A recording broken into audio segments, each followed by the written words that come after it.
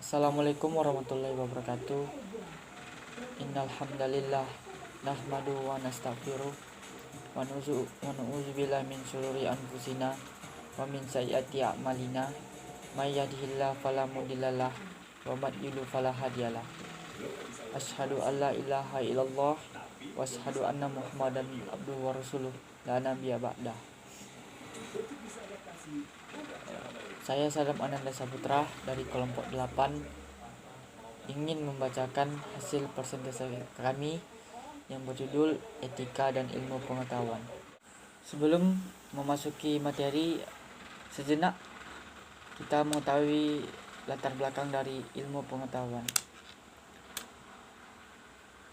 Ilmu pengetahuan adalah seperangkat pengetahuan tentang suatu objek yang tersusun secara sistematis dengan mempertanggungjawabkan objeknya, ialah dengan menunjukkan sebab-sebab terdalam.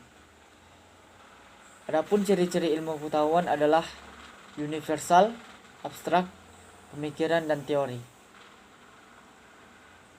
Pada dasarnya manusia berpikir mengenai manusia dengan mencari keseimbangan yang sulit, yang di satu sisi ilmu itu terikat oleh nilai-nilai sosial dan agama yang berhaluan dengan spiritualistis dan saksi-saksi sejarah.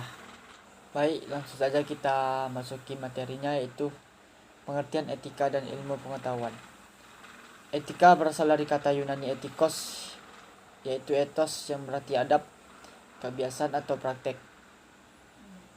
Dalam bahasa Indonesia, etika berarti ilmu pengetahuan tentang azas-azas akhlak atau moral.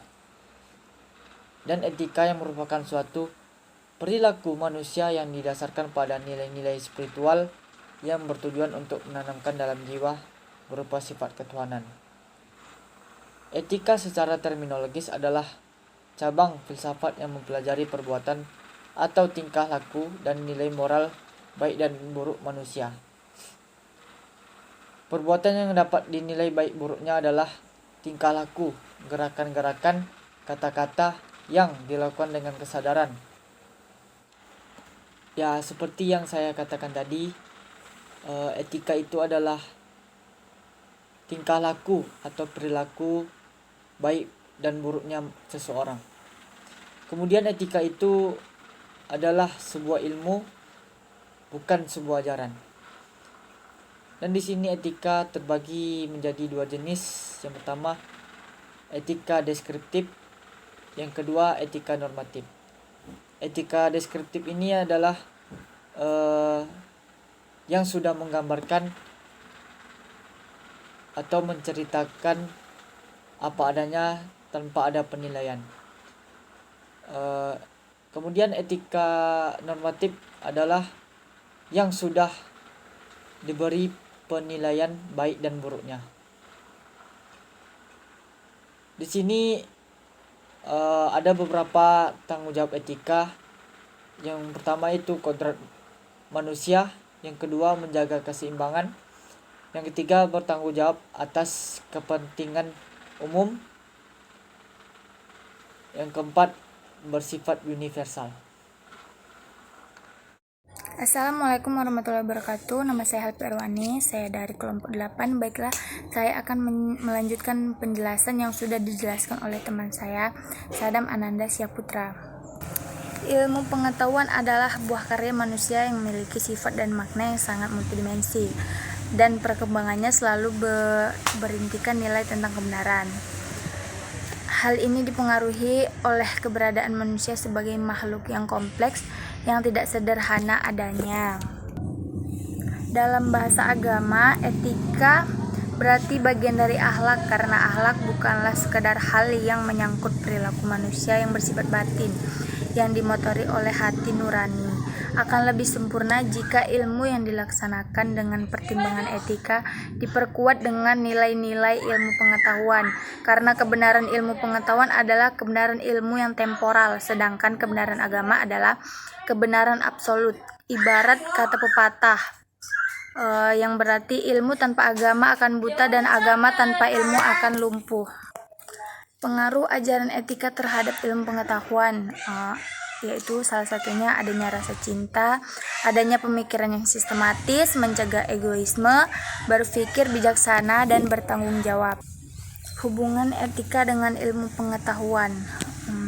Ilmu tanpa etika bagaikan api tanpa kayu bakar, dan etika tanpa ilmu adalah seperti jiwa tanpa badan. Etika itu sebuah ilmu dan bukan sebuah ajaran.